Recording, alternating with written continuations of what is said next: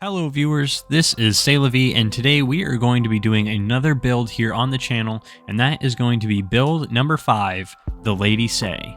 Now the reason why I call it this is not because of anything other than the fact that my fiance, Lady Say, loves 3 things in Dungeons & Dragons. She loves elves, rangers, and rogues. So I decided, why not try and make one of those characters that encompasses all 3 of those things here in Pathfinder to see what we can get out of it.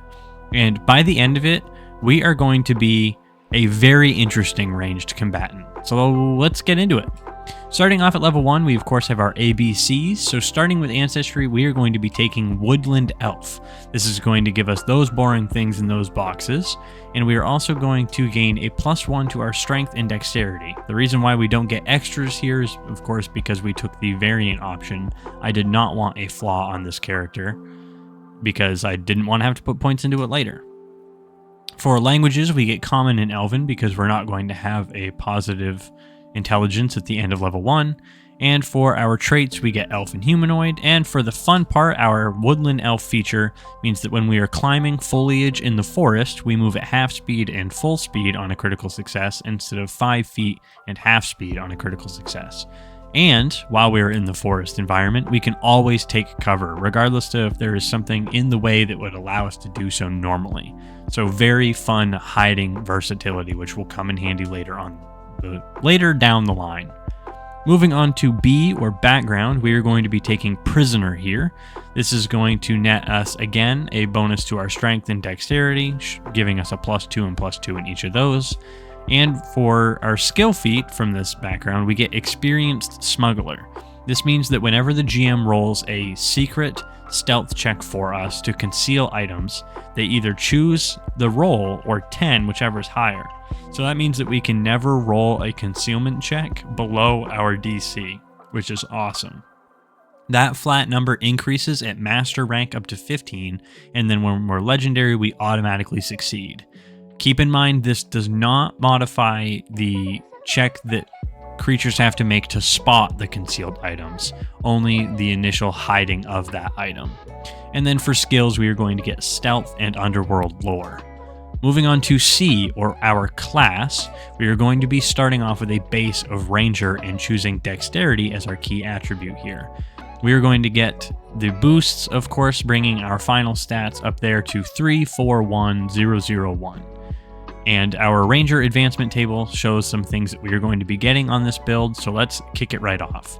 For initial proficiencies, we get the boring things here in this box, and of course the fun things, we will cover our Ancestry feat of Otherworldly Magic. The reason why I'm taking this is because I want the message spell. That means that we can communicate with our allies from dark, hidden corners and not need to worry about yelling out to them because we're almost speaking to them telepathically. Our Ranger ability here that makes Rangers so unique is the Hunt Prey ability. That means that as an action, we can choose one creature and get a +2 on all Seek and Track abilities against them. And then because of our Hunter's Edge of Flurry, when we are targeting our Hunt Prey, or our prey, our multiple attack penalty is -3, -6 instead of the normal -5, -10. And then of course that reflects on agile weapons as -2, -4 instead of -4, -8. Our Ranger feat is going to be Twin Takedown. That means that as one action, we make 2 strikes, and if they both hit, we combine the damage for resistances and weaknesses. That includes the Flurry ability because the map is still applied as normal. So the first attack and then the second is probably at -3 or -2. Moving on to skills, Rangers get Nature and Survival by default, but they also get 4 plus their intelligence. So we are going to take Acrobatics, Deception, Intimidation, and Medicine.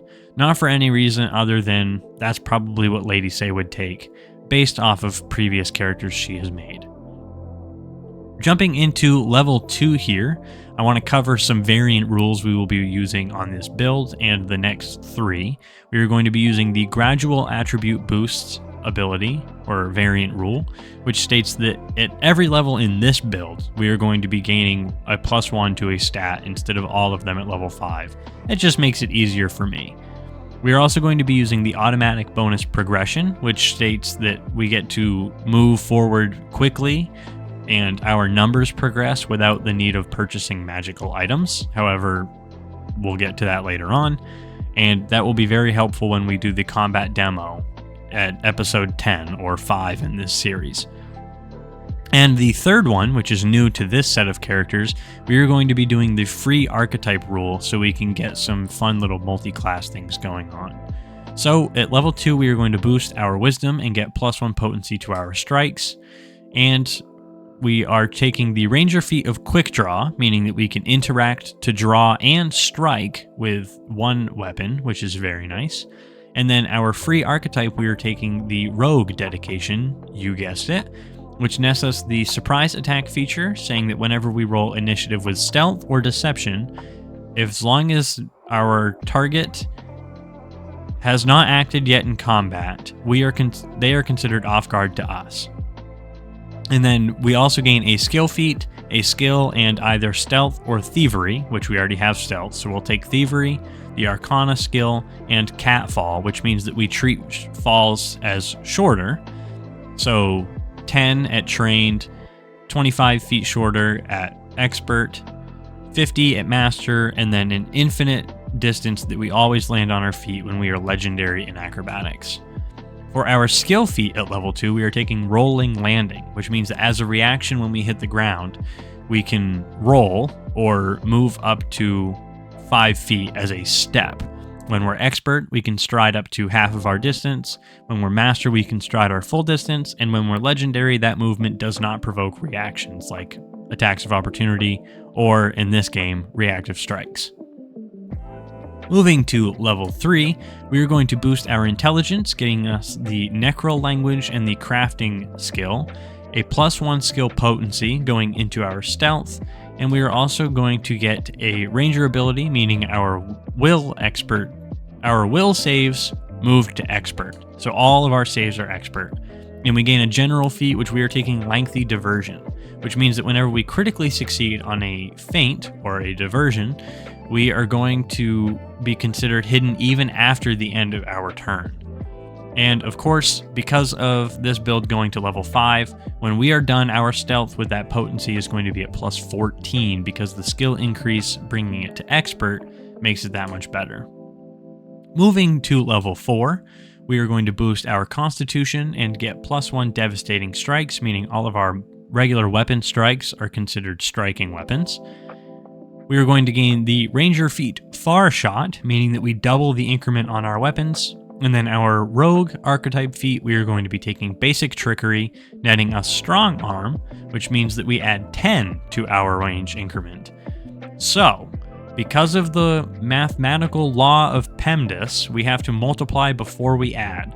So we double the increment and then add 10, meaning a regular dagger with a 20-foot range goes all the way up to 50 feet, which is crazy.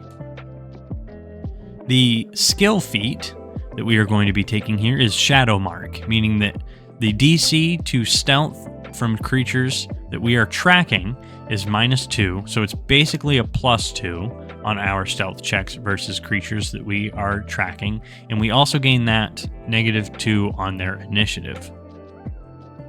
Finally, we are hitting level 5 here, and we are going to boost our strength and get +1 armor potency.